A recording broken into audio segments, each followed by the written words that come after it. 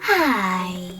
In front of me is WIKO U Pulse, and today I would like to show you how you can rename it.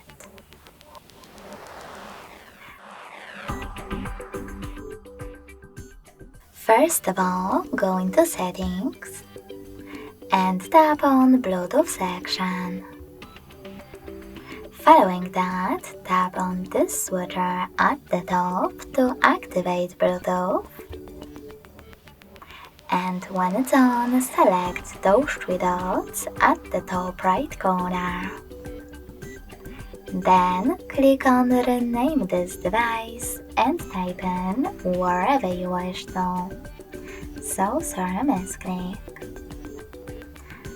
I will go with Dean.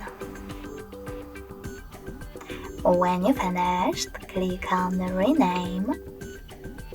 And as you can see, after that, name of my device has changed. Thanks so much for watching. If you enjoyed this video, don't forget to leave a like, comment, and subscribe. Bye!